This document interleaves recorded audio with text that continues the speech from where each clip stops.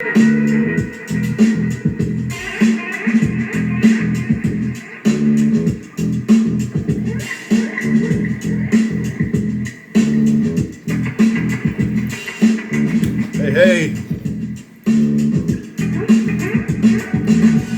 happy Sunday. Little Biggie, little hypnotized instrumental.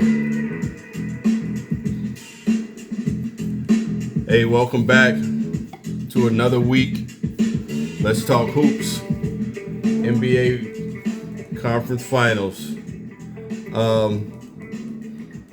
It's been interesting.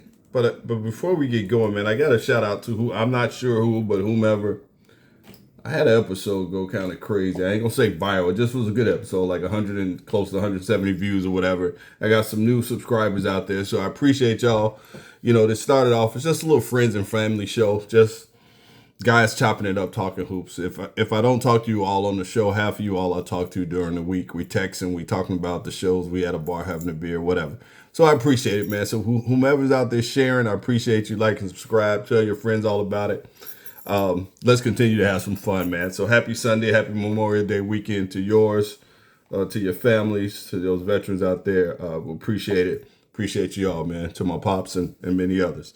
So, hey, shout out. Let's go. So it's been a busy week, man. So we're getting games every night. I almost forgot the most important thing. Salud. Happy Sunday. Happy Memorial Day. Weekend, I should say. Tecate Light. They just 16 ounce. They're like $8. Nice and cold. Easy. So we're getting games every night. So we've been moving. We finished off the Detroit, the Eastern semifinals. The Cavs took down Detroit, man. I was rooting for my Pistons, man. Shout out to Mikey. I thought they had it. They really just ran out of gas, man. Cade, what was the final score? That one, 125-94. Second 7-game series for the Pistons. Cade struggled.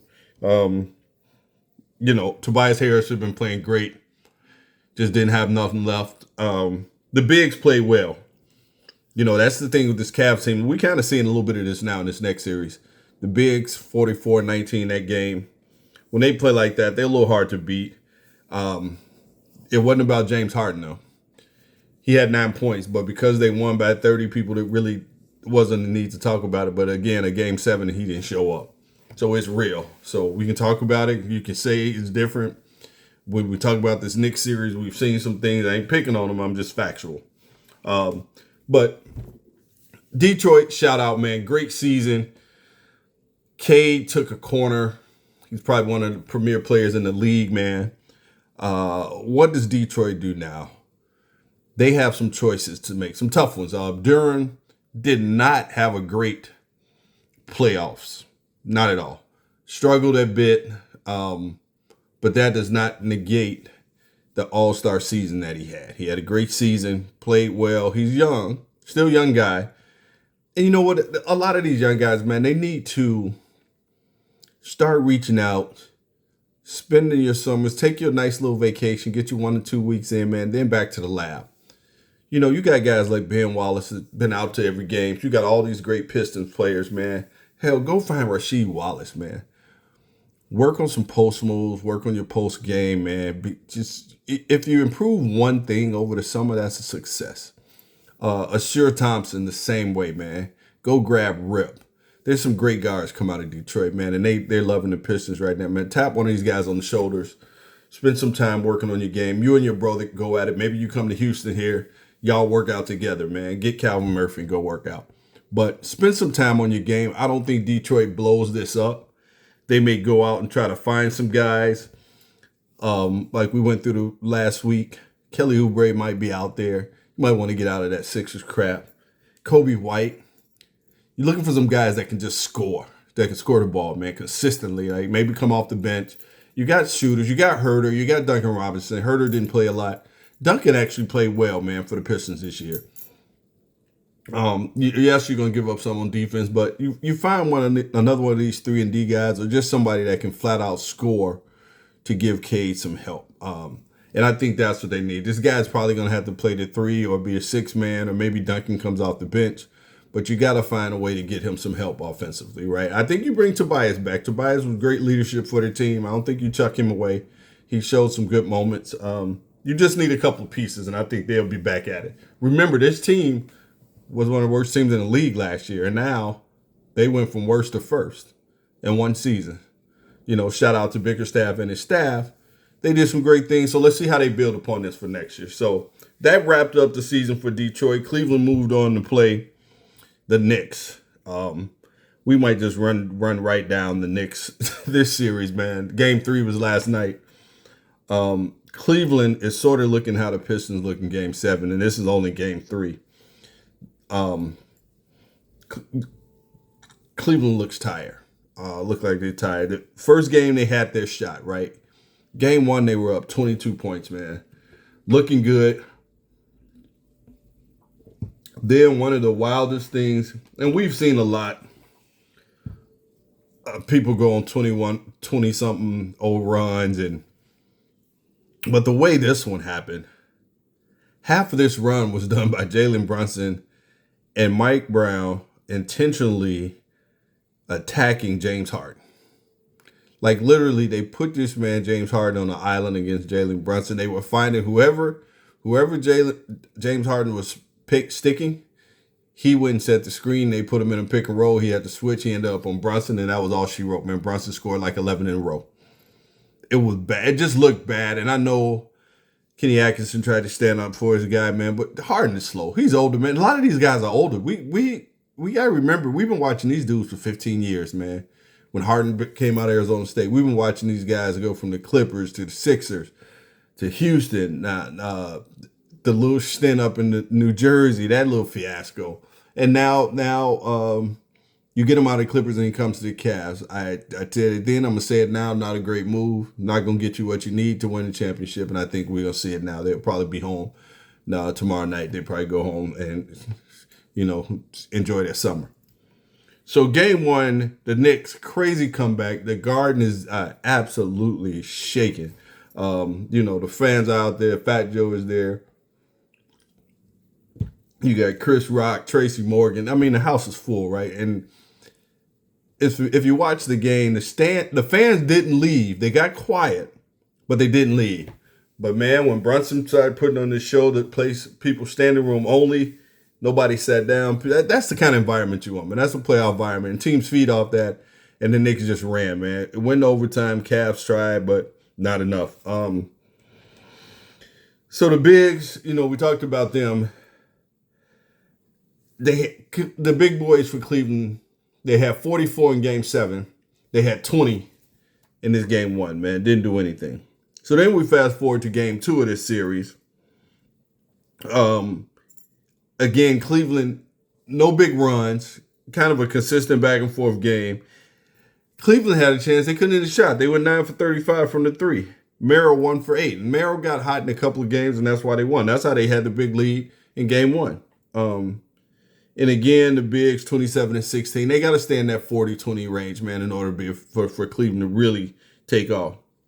And they didn't get it. And Donovan, he will not say it, but he doesn't look 100%. And that's fine. It's part of playoffs. Probably nobody is. But he just doesn't look and appear to be as aggressive as I think he should be. As desperate as they are. They are in a desperate situation.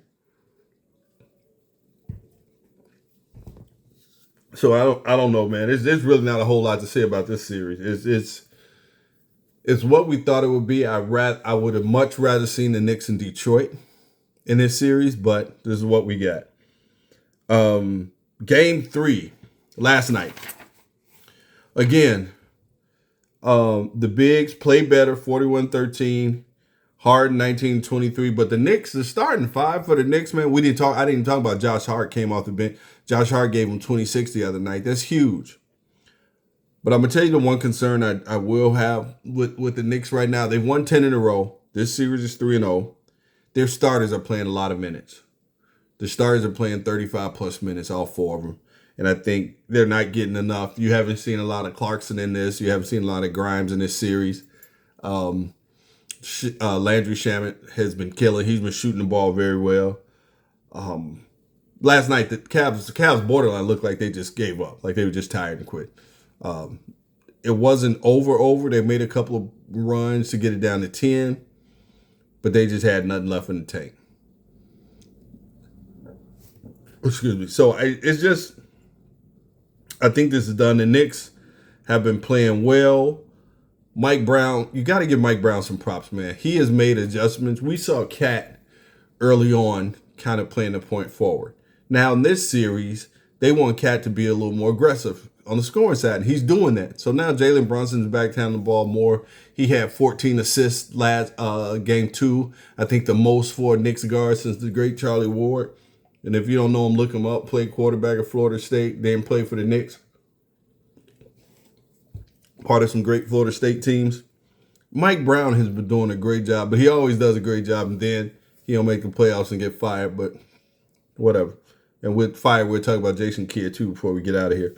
So the Knicks and Cavs, Monday night, game 4.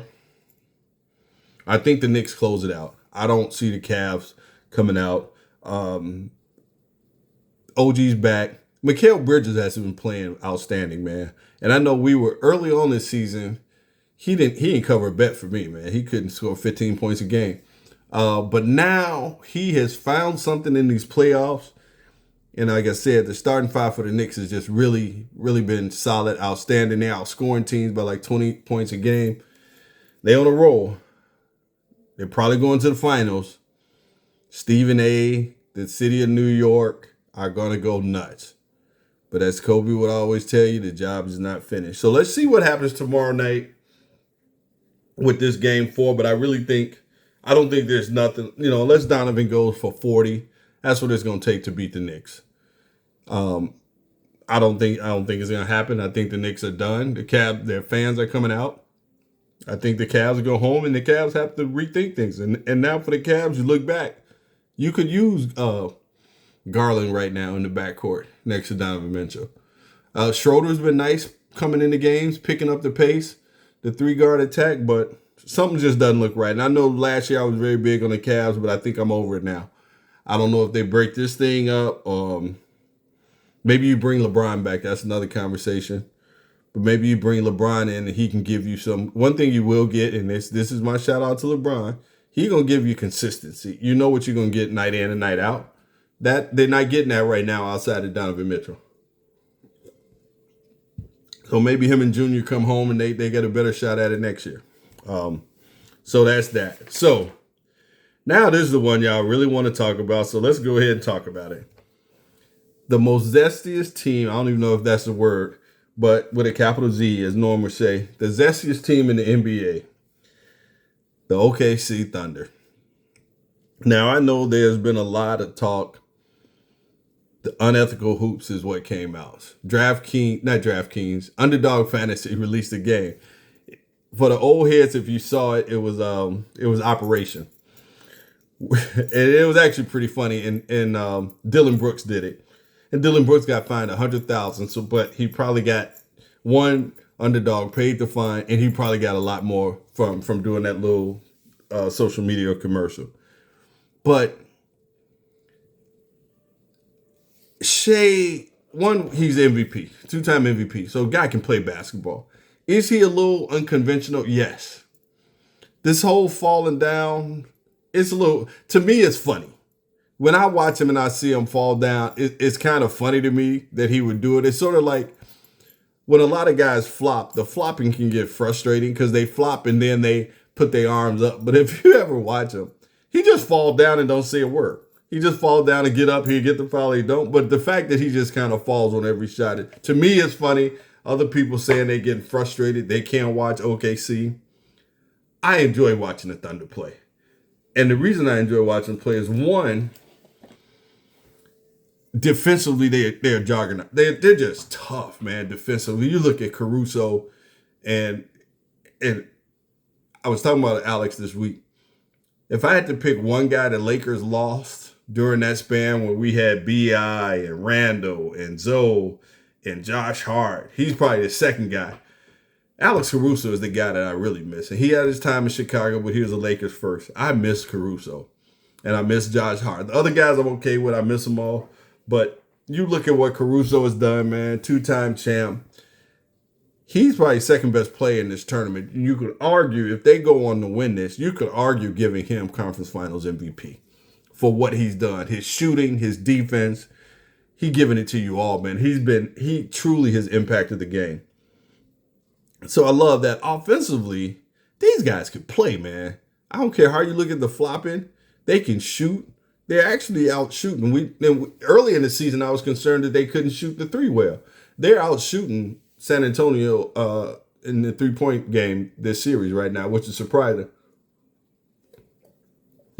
You got that damn McCain coming off the bench giving you 24. They're good. Now, they like to dance and they do their TikToks and it's hilarious, but when they come down to playing, man, these dudes can play, flopping and all. They're just better than most teams. That's just the bottom line. Jay Will not even playing. He played one game this series. Mitchell is hurt. SGA just comes to work, man. It ain't pretty sometimes, but when they need a shot and they need a bucket, there's a 95% chance SGA is going to get that bucket. Probably higher than that. He's going to score the bucket. So that's my thoughts on OKC. I know the flopping. I'm going to give you one last stat, and then I'm going to be done with the flopping. All of this falling down is not giving them an advantage at the free throw line. Through game 3, OKC has shot 76 free throws. San Antonio shot 79. OKC has fouled 69 times. San Antonio has fouled 68 times. Now, you could say it may change the pace of the game. Again, for me, it's just funny to watch the dude just fall after every shot. But that's what it is. So where are we in this series? It's 2-1.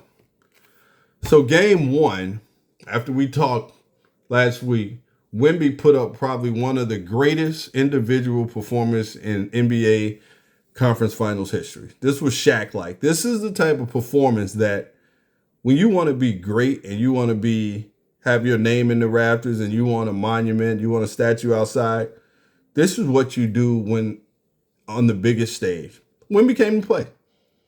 He came to play. San Antonio didn't have an answer. Even though they got back in the game, Wemby took over in overtime. He scored 9 points in overtime. What do you have? 41-20.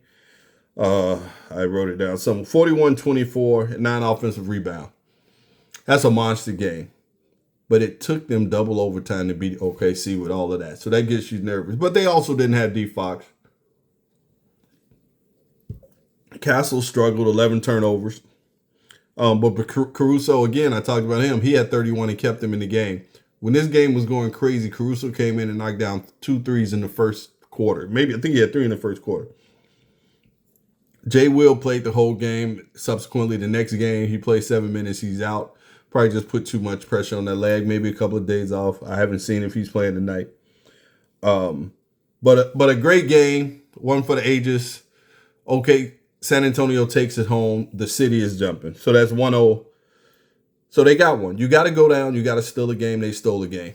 So now OKC, your back is against the wall. You cannot go down 2-0 in the conference finals. So they responded. SGA had 30. They got 57 points from the bench. They took it to Wemby a different way, and it impacted Wemby. They got very physical with Wemby.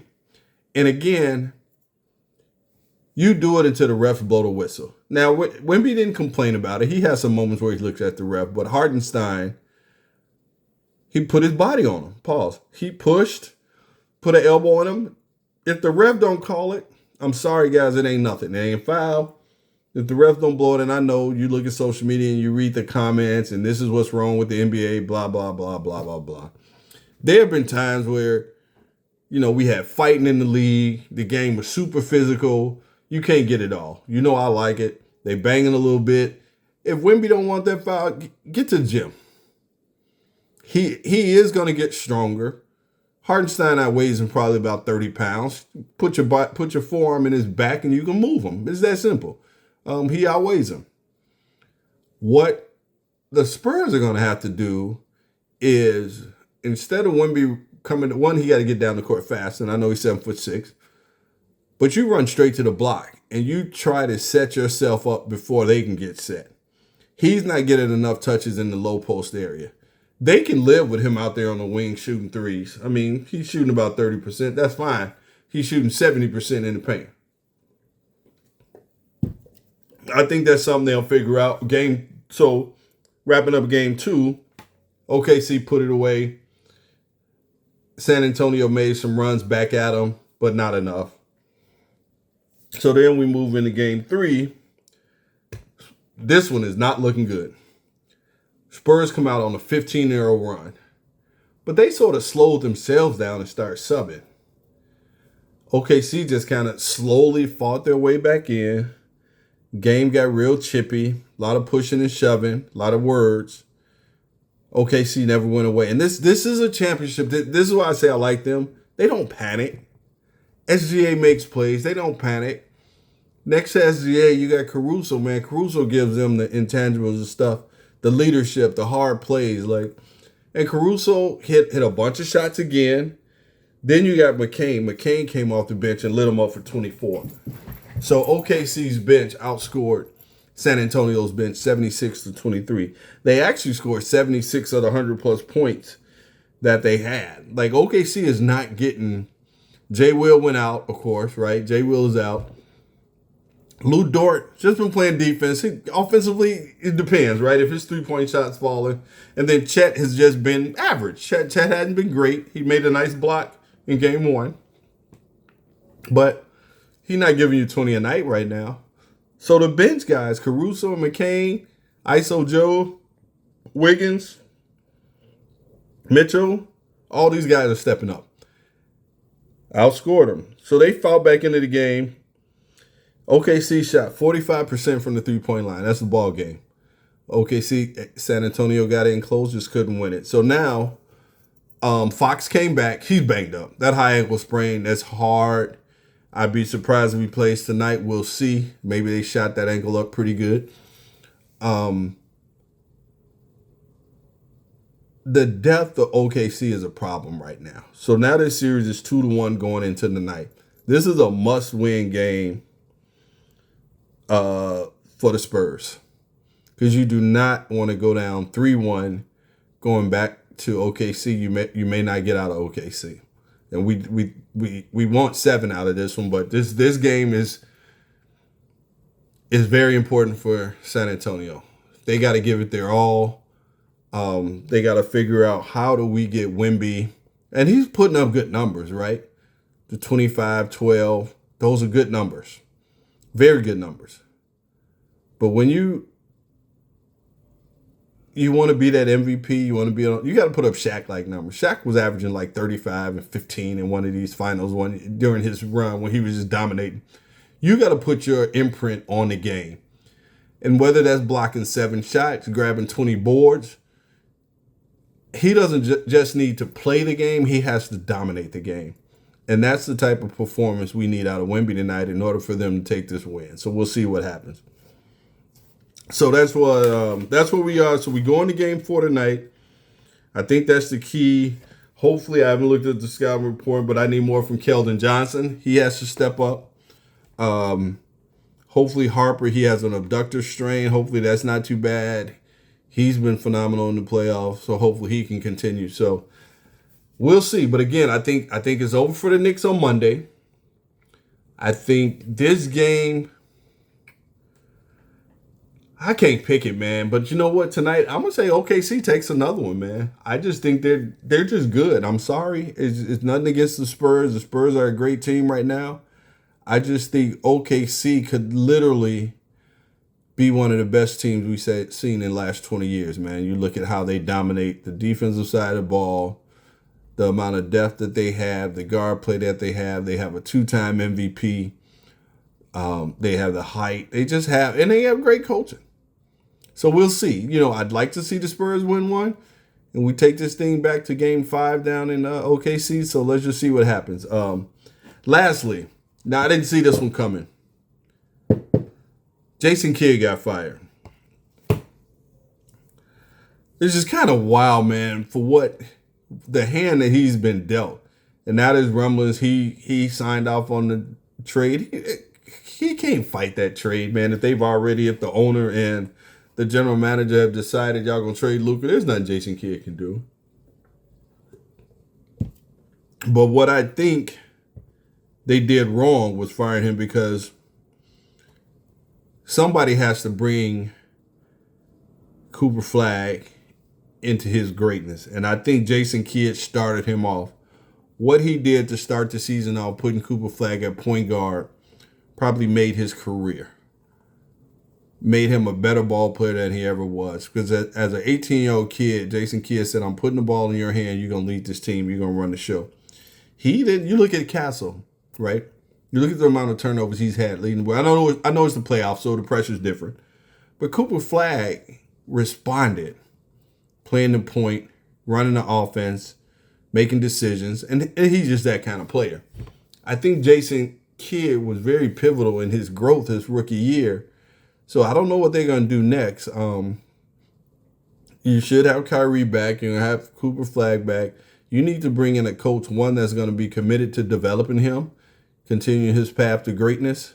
But you also need a coach that's going to jive with Kyrie, because Kyrie is going to be great. He's going to be back in the fold. You get some of these bigs lively back from injury. You don't have a bad team. But how do you take this team and get them back to a contender level? And when I say that, they're just going to make the playoffs. They're not a championship team yet, but they'll make the playoffs. So we'll see. I don't know. But shout out to Jason Kidd. He'll land somewhere. There's some jobs, and maybe he takes a break. He has some kids. Maybe he takes a break, but I hate to see him get canned like that. Coming off of finals not too long ago, a couple of years back. But we'll see. We'll see what happens. So, hey, another great time with y'all, man. Get ready. You got game 4 tonight. Enjoy your holiday. Get you some good food, some good drinks. Have a good time with your friends and family, man, and just enjoy. Love y'all as always. God bless. Like and subscribe. I'll see you next week.